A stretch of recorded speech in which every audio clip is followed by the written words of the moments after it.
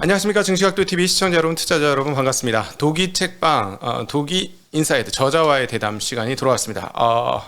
나쁜 회사 재무제표라는 책을 쓴 선일회계법인의 이대훈 상무님 모시도록 하겠습니다. 상무님 어서 나오시죠. 네, 반갑습니다. 계속해서 우리 이대훈 회계사님과 함께 나쁜 회사를 피하는 회계를 읽는 방법에 대한 이야기를 계속하고 있는데요. 나쁜 회사의 전형적인 재무제표.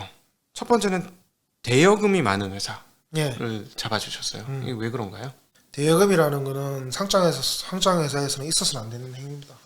솔직히 주주 자기 돈이 아니거든요. 코스닥 상장회사나 코스피 상장회사들은 자기가 들고 있는 돈은 뭐 많은 이해관계인들이 돈이 합산된 거예요. 네. 그래서 아무리 이사회 위임을 하고 이사회가 어떤 이유가 있어서 대여를 할 수 있겠지만 대여를 하는 행위 자체가 리스크가 있는 거예요. 그러니까 대주주한테 대여를 하는 거죠? 사장이나 대주주가. 뭐 대주주한테 할 수 있고 특관자, 이제 특수관계자, 전속회사에 할 수 있고. 그냥 돈을 빌려주는 거. 예, 빌려주고. 네. 그리고 이제 이런 행위가 있다는 것 자체가 앞으로 배임이나 횡령 행위라는 그런 게 발생할 수 있는 리스크지 않습니까? 알 수도 있겠지만. 그 사람이 만약에 나 배째 못 갚아 이래버리면. 그러면 나중에 상장 폐지 사유가 되는 거 아닙니까? 네. 그래서 일단 대여 행위가 일어났다는 것 자체가 안 좋은 거라고 보시면 될 것 같아요. 네. 왜냐면 굳이 뭐하러 자기가 그런 망하는 회사에 대해서 왜 우리 돈을 써야 되는 건지. 대주주 같으면 그냥 주식담보대출을 받아도 되는 거고 자기가. 뭐 자기가 개인으로 넣든지. 왜 그거를 우리 소중한 돈을 그쪽에 이제 준단 말이죠. 근데 그런 주는 돈을 이상한 회사들은 돈을 못 받아요 또. 주석을 보시면 대여를 해놓고 거기에 대한 대소충당금이 쌓인 게 보일 수 있습니다. 네. 그게 한두 번이 아니에요. 여러 번 행위를 했다면 이거는 주주 돈을 자기 돈으로 생각하는 거 쌈짓돈을 보고. 네. 그래서 이런 회사들은 뭐 어떻게든 뭐 주가를 띄워서 뭐 주주한테 이익이 될 수도 있겠죠. 당연히. 하지만 이런 회사들은 결국엔 뒤통수 친다. 네. 저는 그렇게 봅니다. 그래서 아마 대여 행위가 일어나고 공시를 해야 될 수도 있어요. 근데 이제 소액으로 계속 이제 대여 행위를 하다 보면 누적적으로 쌓일 수도 있으니까 이런 회사들은 일단은 신뢰성이 현저히 떨어진다. 도덕적이지 않다 보고 투자를 멀리하는 게 맞습니다. 근데 이제 그게 이제 개인들이나 뭐 어떤 여타 단체나 이런 쪽으로 돈을 빌려주는 게 아니라 관계회사에 투자하는 경우는 조금 다르잖아요. 근데 그것도 안 좋아요. 제가 볼 때는 관계회사에 해외 관계에서 투자를 해놓고 이름 이상한 해외 관계사예요. 뭔가 바이오 한대요. 하는데 투자를 해놓고 그게 돈을 빌리러 왜 빌려줄까요? 왜냐면 투자를 해서 내가 자금을 그 사람한테 유상자를 해서 줬는데 돈이 모자라는 건가? 그러면 이 회사 해외 자회사가 정말 진짜 장래 전망이 좋고 한다면 왜 외부로부터 자금을 못 끌어들이는 거예요. 그러니까 왜 우리한테 돈을 빌려가는 거지. 그런 것 자체가 이 회사의 사업성이 현저히 떨어지고 그냥 이슈몰이로 그냥 투자한 것처럼 할 수도 있다. 그래서 이런 행위가 대여 행위가 일어난다는 자체가 조금 이상하다고 바라보는 게 맞습니다. 그래서 자세히 찾아보시면 그런 회사들이 많이 보일 거예요. 그런 회사들은 지금 당장은 좋을 수도 있어요. 하지만 지금 같은 시기에는 상패 가능성이 매우 높다. 특히 지금은 고금리 시대고 자금 조달이 힘든 시대거든요. 아무리 유상자를 한다 하더라도 돈을 안 대줘요. 왜냐면 이자율 10% 넘고 뭐 내가 자금이 있다면 내가 못하러 위험천만한 주식시장에 돈을 넣겠습니까? 지금은 어떻게든 조금 더 내려올 때까지 파킹해 놓겠죠. 그렇다면 기존에 이제 다른 눈먼 자금으로 계속 연명해왔던 기업들은 올 연말에 안 좋아질 수 있다. 그 회사는 당연히 상폐되거나 망할 수 있다는 거죠. 그러니까 지금이 엄청 리스크가 큰 시기예요. 그래서 이런 시기에는 아까 제가 말씀드렸다시피 대여 행위나 뭐 그런 행위가 있는 회사들은 일단은 배제를 시켜라. 그 자회사를 설립하는 경우들이 있잖아요. 자회사를 설립하는데 자회사를 굉장히 규모가 크게 설립하는 경우 그리고 이제 그 회사들 매출이 나고 매출과 뭐 영업이익은 당장 안 나더라도 그런 경우도 있잖아요. 그래서 이렇게 지분 투자를 하는 경우, 조인트 벤처, 조인트 벤처도 있고 뭐 이렇게 해서 거기에 대여금이 나가는 경우는 어떻게 보십니까? 뭐 그런 것도 있습니다. 자본으로 투자를 하면 돈이 묶일 수도 있으니까 대여를 차라리 하면 빌려준 거니까 어느 정도 만기가 되면 받을 수 있지 않습니까? 근데 저는 그런 행위 자체가 이 회사를 못 믿는 거 아닙니까? 만약에 자기가 조인트 벤처라든 그런 자회사를 설립했는데 이 회사 정말 장래성이 있고 우리 기업에 있어서 엄청나게 수익을 안겨줄 거라 확신이 있다면 지분으로 참여하지. 제가 만약 그렇다면 대여를 해주겠습니까? 잘못 투자가 했습니다. 그런 생각하면 딱 답이 나오는 거예요. 네. 대여를 한다는 거는 뭔가 이 회사가 의구심이 있는 거고 뭔가 불안하다는 거예요. 네. 그러면 대여를 해주는 것 자체가 이 회사는 곧 망할 수도 있겠구나 하는 그런 시그널을 보여준다 생각하면 될 것 같아요. 왜냐하면 자회사 자체적으로 자금을 조달해서 스스로 할 수 있잖아요. 그러면 그렇죠. 우리 주주가 아니고 제3자한테 타인으로부터 자금을 조달하는 게 먼저 우선적인데 네. 그게 자금이 안 되니까 유상료도 못 하니까 우리한테 SOS를 치는 거 아닙니까? 네. 그래서 그렇게 판단하면 그런 대행위가 일어나는 회사는 뭔가 수상하다고 일단 보고 가는 게 맞다. 그러니까 대여금이 나오는 거는 거의 굉장히 높은 확률로 별로 좋은 일이 아니다. 일단 대여금이라는 계정 과목 자체가 결코 느낌이 별로 안 좋은 계정 과목, 네, 안 좋은 계정 과목, 가지적금이 대여금이 될 수 있는 거고 네. 여러 가지로 봤을 때 비상장 회사도 대여금이 있으면 일단 저는 세학력을 끼고 봐요. 네. 감사를 할 때는 이 회사는 뭔가 이상하구나. 물론 대여행위가 일어날 수도 있겠지만 그런 리스크가 크다고 보고 감사 절차도 엄청 복잡하게 들어갑니다. 네네. 예. 자, 여러분한테 굉장히 지금 도움이 되시는 한 건 한 건 지금 듣고 계신데, 자, 다음 건으로는 개발비. 개발비. 네. 개발비도 사실은 아주 이용하기 좋은, 대주주 입장에서는 이용하기 좋은 항목 같은데요. 개발비라는 항목 자체가 자산이지 않습니까? 네. 근데 기업은 이제 원천적으로 이제 지금 현재 연구 개발을 통해서 제품을 개발을 하고 그거를 판매를 통해 미래의 현금원을 창출한다는 그런 과정이 깔려 있는 거거든요. 예. 그래서 이제 미래의 돈이 되니까 그거를 자산화시키는 게 개발비예요. 네. 그런데 이제 어떤 기업 같은 경우에는 줄곧 계속 개발비로 계속 계상해 왔어요. 계상해 왔고 현금을 계속 창출해 왔어. 네. 그런 회사는 신뢰성이 있잖아요. 네. 왜냐하면 개발비로 계상했는데 그 개발비를 바탕으로 해서 돈을 만들어냈으니까 네. 이런 회사에 대한 개발비는 어느 정도 리스크가 작다고 보면 됩니다. 네. 그런데 어떤 코스닥 상장에서는 계속 그러니까 가만히 있다가 어느 순간 어느 시점에 개발비가 덩그러니 100억이 생기는 거예요. 근데 이 회사에 이익이 났어 갑자기 손실이 나다가 네. 그게 수상하잖아요. 네. 그래서 이제 아마 이런 경우에는 감사인하고 악유가 심할 거예요. 그런데 실적 공시를 할 때는 일단 감사인하고 그 감사 받기 전에 실적 공시를 하지 않습니까? 이익이 났다고. 네. 그때 들어가면 안 된다는 거예요. 이런 행위가 이렇게 갑자기 이렇게 변동이 생기고 개발비가 생기고 이렇게 한다면 감사인하고 분명히 악유가 생겨서 그게 저는 비용으로 처리될 수 있는 가능성이 있다는 걸. 비용으로 처리되면 이익이 날아가는 거죠. 이익이 다 날아가죠. 그 네. 줄어드는 만큼 다 손실로 되는 거니까. 네. 그리고 그 뭐 그런 경우도 있는 거고. 그리고 개발비로 만약에 많은 금액이 개발로 계상되어 있다는 그 자체가 네. 전액 비용으로 될 수 있는 가능성 항상 폭탄을 안고 간다. 그렇게 보면 될 것 같아요. 예를 들어서 바이오 기업 같은 경우는 인상을 하지 않습니까? 네. 임상 1, 2 하는데 그게 다 어느 순간에서는 뭐 개발비로 계상될 수도 있고 뭐 비용 처리될 수도 있겠지만 그 연관된 일부 금액이 아마 개발비로 처리될 거예요. 네. 그런데 그게 이제 실패다. 네. 갑자기 제품화가 안 됐다. 그럼 개발비 다 비용 처리하고 끝내버려야 되는 거죠. 그렇게 되면. 그러니까 그 쌓아놓은 모든 개발비는 다 끝나는 날아가는 거죠. 예, 네. 대부분의 바이오 회사는 거의 다 대부분 비용 처리를 할 거예요. 네. 하지만 어느 정도 제품화가 거의 이제 그 확정적이고 한다고 했는데도 불구하고 그게 갑자기 어떤 이유로 인해서 이슈가 터져갖고 갑자기 망가졌다. 그러면 다 그냥 개발비가 다 제로가 되는 거예요. 그러면 자본 잠식이 아니었던 회사도 자본 잠식이 될 수 있는 거고, 네. 그리고 손실이 대규모 단기순 손실이 발생할 수 있는 거예요. 네. 그래서 그런 회사들은 내가 미리 개발비라는 항목을 미리 봤더라면 이 회사는 리스크가 클 수도 있겠구나. 네. 그러면 올해 실적을 미리 잘 봐야 될 것 같고 앞으로 어떻게 될지 미리 주목해 봐야겠구나 주의를 할 거 아닙니까? 근데 이제 대부분의 사람들은 그런 회사들이 개발비가 있고 무슨 뉴스에 자주 나온다는 이유 하나만으로 이 회사가 정말 좋은 회사구나, 자산도 튼튼하고 그런 회사로 착각할 수도 있다. 예. 요 개발비하고 무형자산하고 조금 구분해 주실 수 있을까요? 개발비는 무형자산의 일부 항목이라고 보시면 돼요. 네. 무형자산에는 영업권도 있을 거고 네. 영업권도 있을 거고 뭐 개발비도 있을 거고 뭐 기타 등등 여러 가지 항목이 있는데 무형자산은 대분류 하나의 대분류라고 보시면 돼요. 네네. 근데 이제 사실은 그 현금 창출 능력이 있고 현금 여유가 많고 이런 회사들이라면 굳이 개발비를 쌓을 필요가 없는 거잖아요. 비용 처리하고 끝내는 게 낫지. 세금 그렇죠. 좀 내려면. 그렇죠. 네. 그래서 이제 게임 회사 같은 경우에는 대부분 그냥 비용 처리 다 해버립니다. 네. 엄청나게 연구 개발 많이 들어가거든요. 그렇죠. 제품 뭐 프로그래밍 해갖고 무슨 하나의 그 게임을 만드는데 드는 모든 비용을 그냥 비용으로 다 처리해버려요. 네. 다만 이제 그냥 일부 바이오 기업이나 일부 뭐 제약회사나 이런 같은 경우에는 자기들이 투입한 부분의 일부는 어느 정도 제품 그러니까 개발비로 뭐 쌓을 수 있는 부분에 대해서는 자산화를 시키거든요. 네. 이게 사실은 상당히 많은 이 부분에서 이제 소위 말하는 저희 표현으로는 재무제표 마사지가 되는 영역인 거죠. 여기가. 그렇죠. 이거를 감사인이 제대로 안 보면 예. 만약에 제대로 그걸 평가를 안 하고 저 같은 사람이 가서 제대로 살펴보지 않으면 주주 막 그러니까 오너 마음대로 합니까? 내가 이익을 내고 싶을 때는 계약비를 올려놓고 네.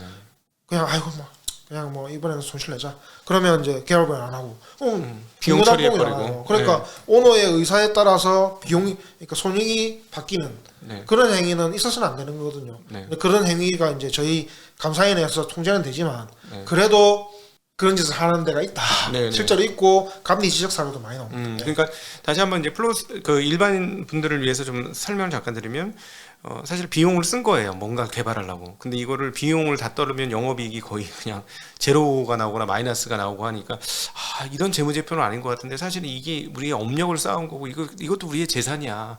이렇게 생각하면 그 무형자산 항목의 개발비로 이렇게 쫙 예, 끼워 넣을 수 있는 거죠. 예. 그게 이제 회계적으로 가능한 얘기가 되는데 그거를 너무 많이 쌓아가지고는 사실 비용으로 떨어도 상관없는 건데 그걸 그렇게 쌓으면서 영업이익 흑자를 내게 되면 그 영업이익이라는 게 상당히 허수일 가능성이 있다.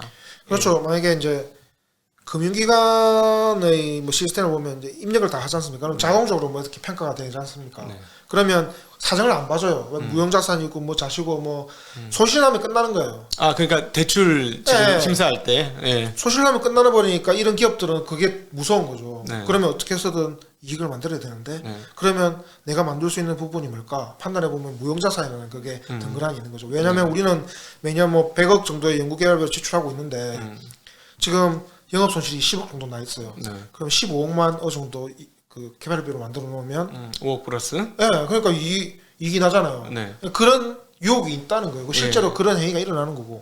그래서 뭐 아마 정보 이용자 이제 우리 같은 이제 소액 투자자분들이 보실 때는 이 회사가 영업 이익이든 손실이든 간당간당한 그 경계선언한 사항이 있는데 네. 갑자기 결합비가 발생했다.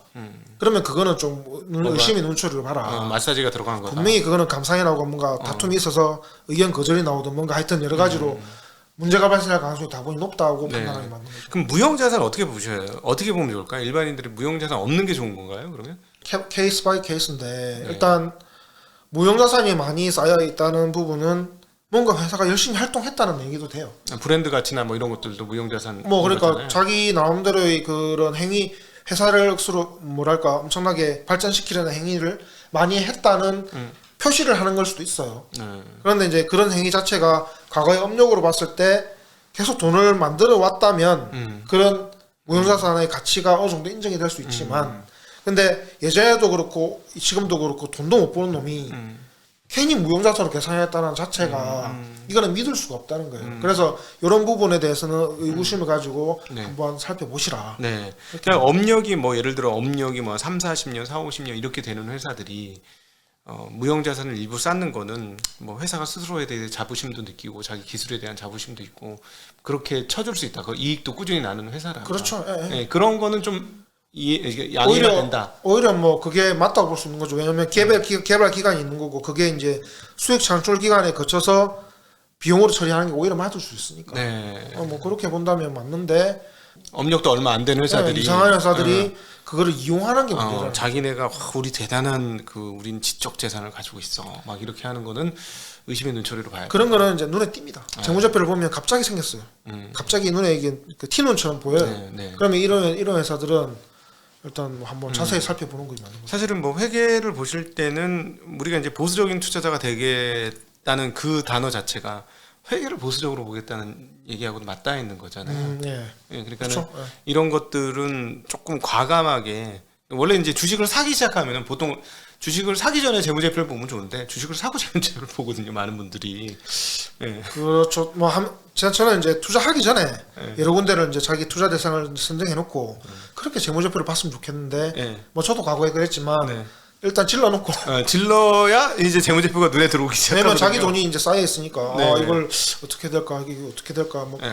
물론 그것도 괜찮아요. 네. 돈을 이제 투자를 했으니까 이 회사가 어떤 회사인지는 어느 정도 봐야 할 의무는 있잖아요. 네. 그러니까 재무제표를 볼 수 있어야지. 네, 근데 그렇게 할 때 자기 편한 대로 해석하시면 안 되고 이런 것들은 가차없이 잘라 주셔야 뭐 개발비나 이런 것들이 쌓이는 거는 부정적으로 오히려 보시는 게 오히려 자기 신상이 더 좋다. 어떤 측면에서 마음 편안하죠. 예, 대여금 같은 거 나오거나 이런 무형자산 쪽에서 너무 지나치게 많이 계상이 되어 있거나 영업 활동 전체에 비해서 무형자산이 많이 쌓여 있다면 이 회사가 지금 너무 자기 편한 대로 재무제표를 작성하고 있는 것이다. 그리고 전체 총자산 대비해서 무형자산 비중이 높다. 그러니까 만약에 예. 자산 총계가 1,000억인데 아, 그건 완전 허구지. 1,000억인데 예. 무형자산이 700억이다.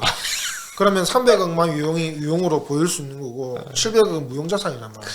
그런 회사들이 있어요. 예. 실제로. 예. 그러니까 그런 회사들은 물론 좋은 회사일 수도 있습니다. 700억에 해당하는 걸 미래에 창출할 수도 있어요. 근데 우리 입장에서 봤을 때는 미래는 어찌 될지 모르잖아요. 그렇죠. 어떤 시점에 어떻게 될지 모르고 지금 금리가 이렇게 오를 줄 누가 알았겠습니까? 네. 그런 상황이 닥치면 이런 회사들은 그런 공갈빵처럼 제가 책에 공갈빵으로 말씀드렸지만 그게 펑 터질 수 있다는 거죠. 그러면 상품 가치가 없어지기 때문에 제로가 되는 거예요. 그렇죠. 네, 맞습니다.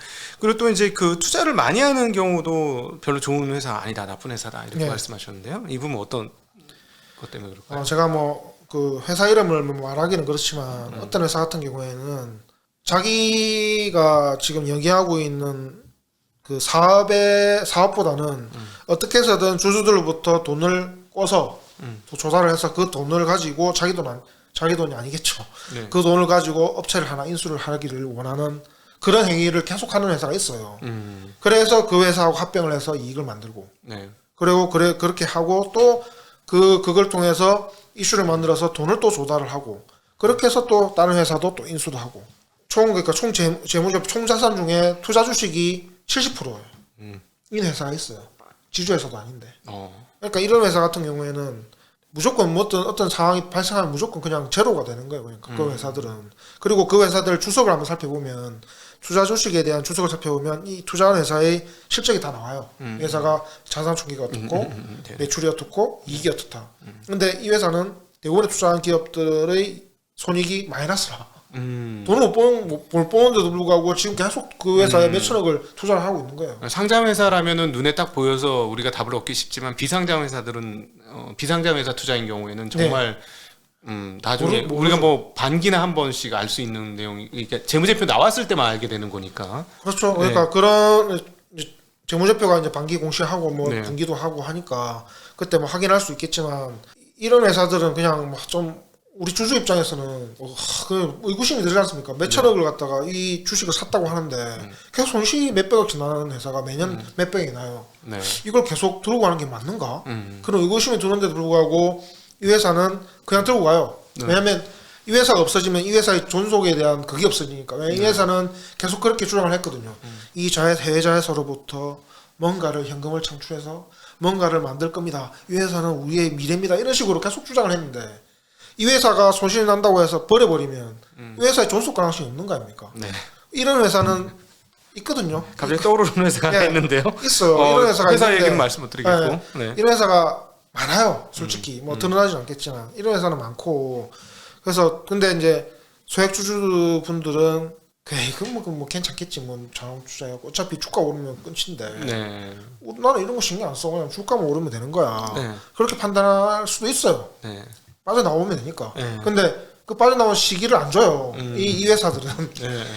그런 시기를 준다면 자기들만 몰래 알고 있다가 터지기 전에 몰래 빠져나오는 겁니다.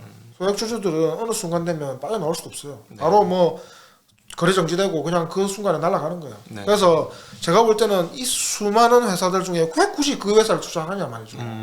아무리 좋은 회사는 늘렸는데 네네. 특히 예전 같았으면 제가 이렇게 막 강하게 주장은 안 하지만 요새 같은 지금 같은 자금 조달이 힘든 시기에는 네. 이런 회사들은 자금으로 먹고 사는 회사들이기 때문에 그렇지. 영업활동으로 그러니까 영업으로 돈을 버는 게 아니고 자본이득이에요. 네. 이슈 터트려서 자본을 비싸게 조달을 해서 나중에 그걸로 이익을 챙기는 그런 회사들이기 때문에 자본 조달 비용이 올라가면 올라갈수록 이 회사들이 서는 자리가 좁아질 거예요. 네. 그러면 결국에는 이 회사는 나중에 손을 들게 되겠죠. 하지만 이 회사들은 미리 준비하고 있을 거예요. 자기들이 빠져나갈 시기를. 근데 소액주주들은 그게 쏙 넘어가면서 결국에는 팔지도 못한 채 묶여갈 수 있다는 거죠. 예, 네. 책에서 이제 에비타가 굉장히 중요하다고 말씀을 하셨어요. 근데 에비타는 약간 논란의 여지도 조금 있긴 한데 네. 왜 에비타가 중요하다고 말씀하셨을까요? 네. 어떤 사람들은 그러니까 에비타 볼 시간에 영업 현금 흐름을 보고 저 현금 흐름표를 봐라고 하는 사람도 많아요. 네. 그게 저도 맞다고 봅니다. 맞다고 봅니다. 근데 이제 대부분의 이제 정보 이용자들이나 투자자들은 현금 화폐 보기를 싫어해요. 어려워. 거꾸로 돼 있어가지고. 거꾸로 돼 있고 뭐 단기 순이익이 나오고 뭐 한데 영업 현금이 뭐가 있고 뭐 자산 부채 변동이 있다는데 그게 도대체 이게 왜 현금 흐름에 어떤 영향을 미치는지도 모르겠고 투자 활동 현금 이건 또 뭐고 골치 아프다는 거죠. 네, 이게 가로가 저도 가끔씩 이 가로가 무슨 가로지? 이 거꾸로 봐야 되는데 그게 좀 헷갈리긴 해요. 네. 아예 그러니까 개념 자체가 우리 손익계산서하고 다르기 때문에 헷갈린다는 거죠. 보는 거 자체가 힘들고 스트레스 받아요. 네. 그래서 저는 이제 그렇게 하지 말고 차라리 그럴 거면 그냥 에비타를 보시라. 네. 에비타는 그냥 제가 볼 때는 영업 현금 흐름의 추격판이라고 보면 되거든요. 네. 약간 조금 뭐 자세하진 않지만 영업 현금을 러프하게 볼 때는 에비타만 봐도 되니까 그 에비타만 보고 이 회사가 실제 사업을 통해 이 정도 영업으로 이 정도 현금을 벌어들이는 거나 가만히 있어도 투자하는 데서 많은 참고가 되거든요. 그래서 대부분의 이제 벤처 투자자나 안 그러나 PEF나 이런 데 자기들이 이제 그 투자 가치를 산정을 할 때 EV 에비타라는 상대 가치법을 사용하듯이 이 부분이 상당히 그래도 검증된 방법이기 때문에 우리 투자자 입장에서도 그런 에비타 수준만 어느 정도 안다면 이 회사의 가치를 어느 정도 가늠할 수 있을 거고 에비타가 안정적으로 창출이 된다면 이 회사는 그래도 현금을 창출할 수 있으니까 안정적이구나 판단도 할 수 있는 거 아닙니까? 그래서 제가 이제 에비타를 한번 살펴보라고 하는 거고 에비타는 또 구하기도 쉬워요. 그냥 영업 이익에 감가상각비만 나오면 돼. 심플한데 대부분의 사람들은 그냥 손익계산서만 보고 이 회사가 영업 손실이 났네. 뭐 그렇게 보고 그냥 넘어갈 수 있잖아요. 근데 실제 영업 손실이 났다 하더라도 에비타는 양이 플러스일 경우가 많거든요. 요즘에 배터리 회사 같은 경우 중에 일부가 드디어 에비타가 플러스 났다라고 얘기합니다. 그러니까 즉 감가상각이 워낙 큰 회사들이 있어요. 뭐 진짜 감가상각이 다른 회사 매출보다 더 큰 회사들이 있는데 이런 회사들은 감가상각을 제하고 나면 적자가 나는데 근데 어쨌든 그 감가상각이 결국 현금 흐름 그러니까 수익으로 창출되는 것이기 때문에 이 감가상각 전에 이익이 났는지 여부를 중요하게 보는 거고 그게 바로 에비타 이렇게 말씀드린 그 텍스와 감가상각 전에 이익이 얼마인지를 구분하는 게 에비타다 이렇게 보시면 되겠습니다. 네. 그래서 이제 그런 뭐 LG 엔솔이라든지 기타 여러 가지 이제 그 2차 전지 회사는 설비 투자가 엄청 들어가기 때문에 거기에 대한 감가상각비가 엄청 들어가요. 그러면 그게 비용화되면서 초기 단계에는 당연히 이익이 별로 이제 어느 정도 안 나고 후단에 날 거 아닙니까? 그러면 이때 손실이 많이 난다는 거죠. 초반에. 하지만 그게 이제 실제 영업을 통해서 배터리 팔아갖고 벌어들이는 거는 계속 현금이 쌓인다는 거예요. 실제는 손실이 나지만. 이제 그런 경우가 이제 초기에 대형 투자가 이루어지는 그런 기업들은 그런 경우가 많아요. 근데 이제 LG 엔솔이나 이런 부분은 공장을 딱 지어놓고 공장을 몇십 년 쓸 거예요. 아마 내가 볼 때는 뭐 개보수는 하겠지만.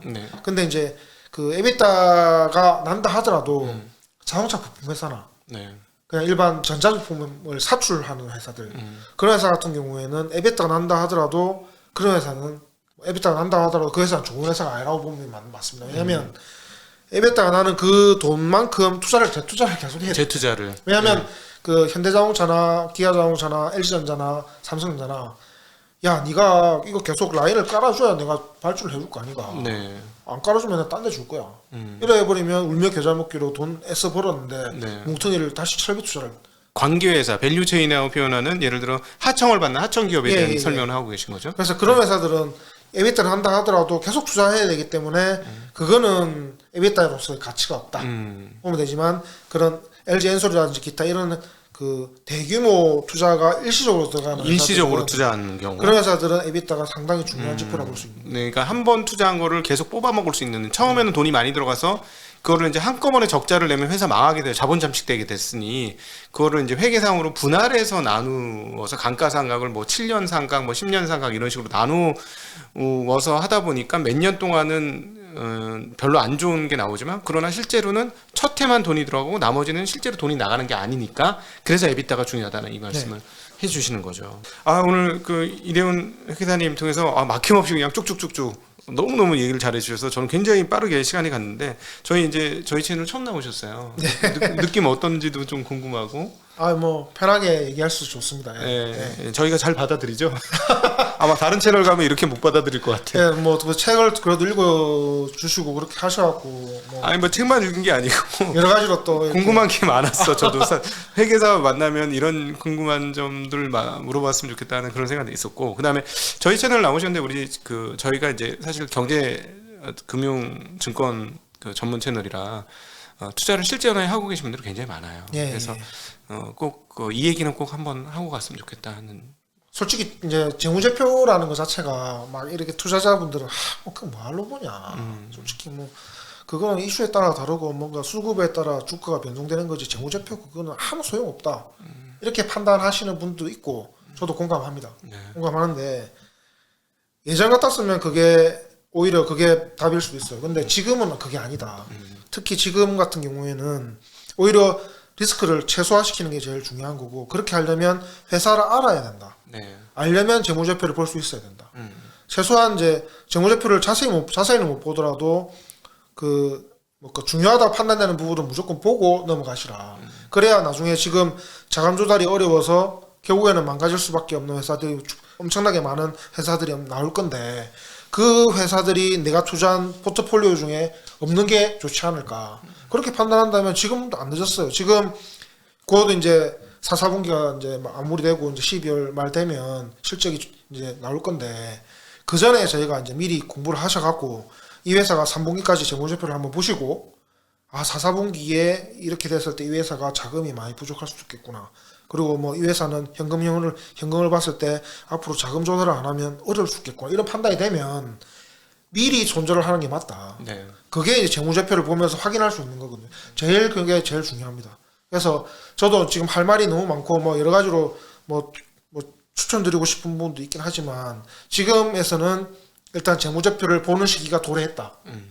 한 번이라도 제발 믿어주시고 한번 재무제표를 한번 보려고 한번 노력 한번 해보시는 게 좋지 않을까. 그게 이제 제가 마지막으로 드리고 싶은 말씀입니다. 쉽게 말씀드릴게요. 내가 투자한 기업들 중에 상폐될 게 나올 수도 있으니까 그 내가 투자한 기업들은 재무제표를 보셔야 됩니다. 지금 12월 연말 전까지 보셔가지고 말씀하신 대로 재무제표가 현금이 말라가고 있는 회사들이라면 그것도 이제 연수가 거듭되면서 현금이 말라가는 회사들이라면 절대적으로 조심하고 그런 기업부터 먼저 살펴보실 필요가 지금 있는 시점 아니겠는가 싶습니다. 자, 오늘은 나쁜 회사 재무제표라는 책을 써주신 우리 선일회계법인의 이대훈 상무님 파트너를 모시고 나쁜 회사의 재무제표를 구분하는 법에 대해서 이야기 나누어 봤습니다. 오늘 긴 시간 함께해 주신 이대훈 회계사님께 너무 감사드리고요. 네, 감사합니다. 네, 감사합니다. 그리고 함께해 주신 시청자 여러분께도 인사드리겠습니다. 인사드립니다. 고맙습니다. 네, 고맙습니다.